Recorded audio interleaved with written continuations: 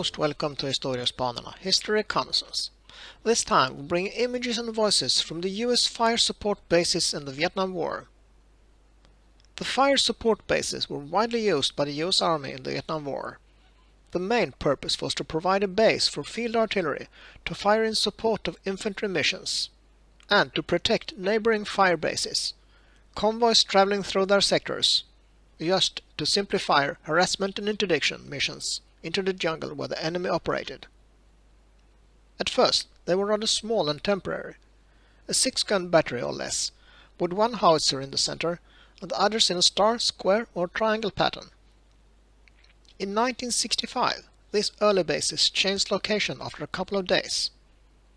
Over time this changed, and the fire bases evolved into more permanent bases with helicopter pads, bunkers and a company or even a battalion of infantry. These bases dotted the Vietnamese countryside, located strategically on hilltops and around pre-existing structures or airstrips. The footage in this video is mainly from the siege of Khe Sanh in 1968, but we begin with a live report from US firebase called Jerri. And please, like, share and subscribe. It means a lot to us. The battle for Bù Đắp is supposed to be an all-Vietnamese operation, but it's becoming more Americanized every day. American helicopters and fighter planes raking the North Vietnamese positions that surround the Special Forces camp. And an all-American fire base known as Jerri.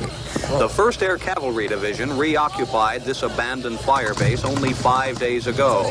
And now, like Bù Đắp, Jerri is surrounded and under siege. Now these Americans are racing against time to build new bunkers before enemy artillery zeroes in on Jerri. For some, the race has already been lost. 5 GIs have been killed and 11 wounded here at Jerri today alone. Moving around is done at one's own risk. The operational commander, Lieutenant Colonel Ronald Rasmussen, took the same risk when he paused for a moment to answer a question. Colonel, what do you think the enemy's intentions are for the Bù Đắp area as a result of the last week's action? Well, I think he has 2 things in mind. First of all, he'd like to upset the pacification program here in this particular district. And secondly, if the opportunity presents itself, he'd like to overrun the district headquarters. Do you think the pressure here at... Keep rolling.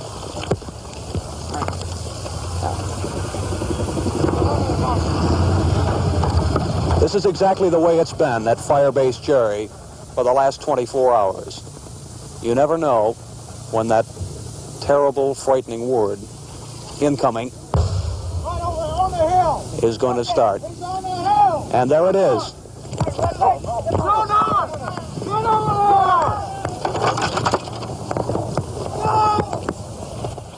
This time, the enemy gunners were off their mark, and the shells exploded in a momentarily deserted section of the base. Jerri's defenders retaliated by firing their howitzers point-blank into the enemy positions only 30 yards beyond the perimeter. CBS cameraman Pham Boi Hoan and soundman Pham Tan Zan repeatedly exposed themselves to enemy fire to film these scenes. A reconnaissance platoon was sent out to find the enemy mortar and ran right into a big enemy bunker.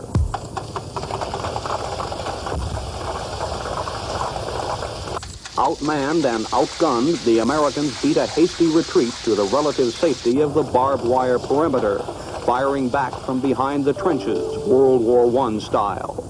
Helicopter gunships moved in to rocket the enemy bunkers, striking so close that shrapnel fragments whistled over Jerri's own sandbags. Firebase Jerri was reopened to give the South Vietnamese some help, but Jerri's defenders are now spending most of their time defending themselves, and there's a growing suspicion here that it is the Americans, not the South Vietnamese troops, who are the real enemy targets. Most of the Americans at Jerri are newcomers to combat. It's taken only 5 days here to make them veterans.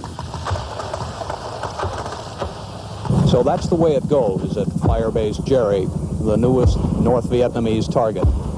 A few minutes of hard work and a few minutes of hell and fear. You may get used to it, but you never get over it. Richard Threlkeld, CBS News, Firebase Jerri, South Vietnam. As I reflect back on it, I can remember that the news stories coming out were talking about the agony of Khe Sanh and so forth and so on. I'm reminded of the story of the, and I know this to be true because I was standing there, Italian newspaper man came in and went around the base for a little while, met a lot of people and talked to people, and then he come back over and he said, you know, he says, everybody you talk about the agony at Khe Sanh. He says, I see no agony. He says, you got the apple, you got the orange. He says, but on the other hand, I don't see any ecstasy. And I think this is probably the way that all the men felt, that there was certainly no joy to it, but that the agony, there was none. The morale was good and outstanding, and everybody had a job to do and did it.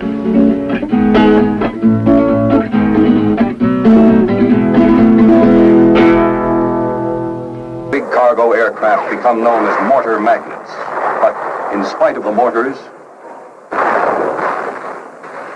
in spite of enemy anti-aircraft fire, in spite of bad weather, the air bridge is never cut.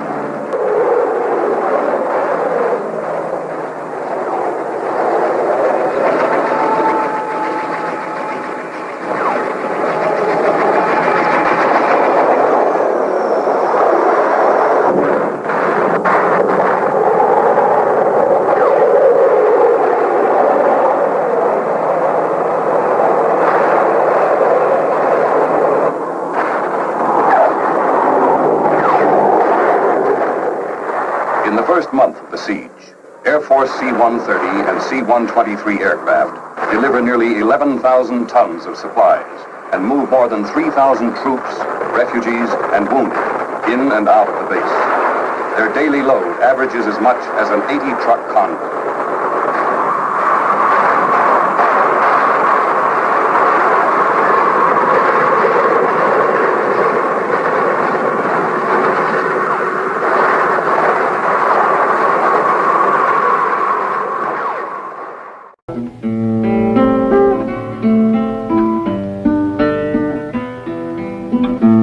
Because of the resupply, we never ran out of sea rations.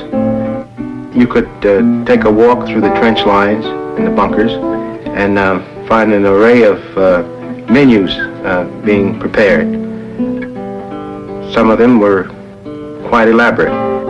We'll just call them casseroles. Of course, these casseroles had various names. Several in particular that I remember, we'll call Khe Sanh Special. I think that was beef and chicken cooked, stewed together. Another one was called a Hippie's Delight. That was just about everything thrown in the pot together. And there was another one called Mulligan Stew. That was my specialty. I only had 3 meats in this type of stew. We beefed it up with hot sauce and meat sauce, and it was quite tasty.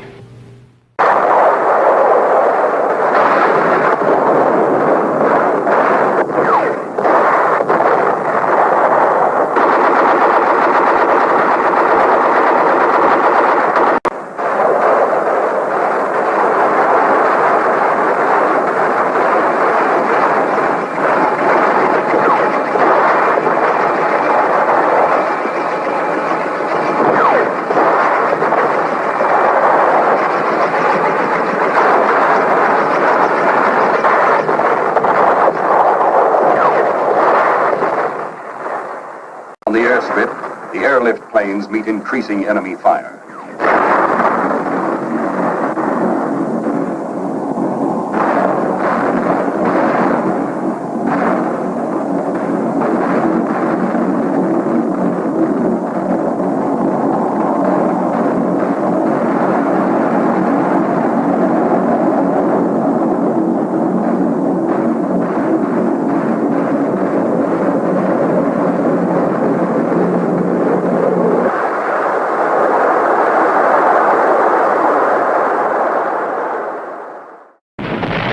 The Americans have protection from big 175mm guns at Camp Carroll, about 17 miles to the east, and at the Rock Pile, about 12 miles to the northeast.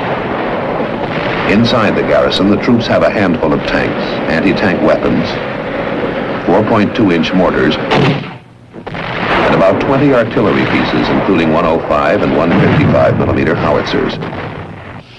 But their secret weapon is their air power. Fighter bombers of the Navy, Marines, and Air Force, capable of mounting 600 flights a day, plus the terrifying power of B-52 bombers that can drop 500 and 750-pound bombs on 50 bomber runs a day.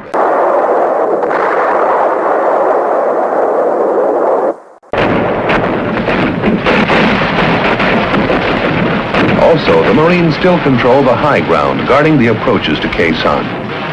Hills 881, 861, 950, and 558. So far, the enemy has been unable to take any of them.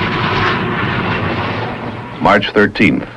This is the 14th anniversary of General Giap's attack on Dien Bien Phu, and time is running out for the communists.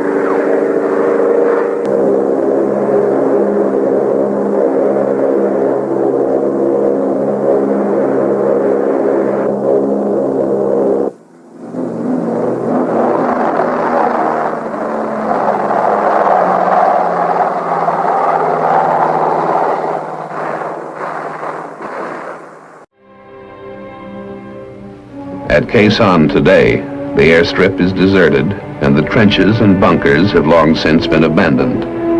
The defenders have gone, as the changing nature of a changing war imposes new requirements on military strategy.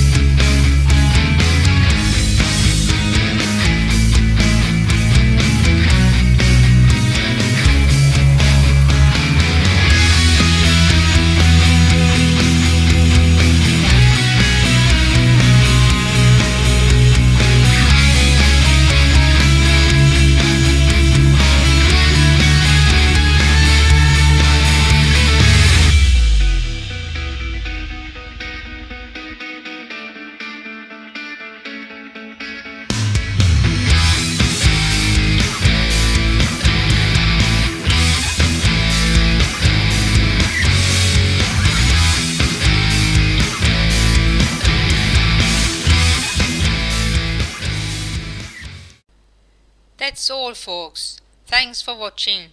Please like and subscribe.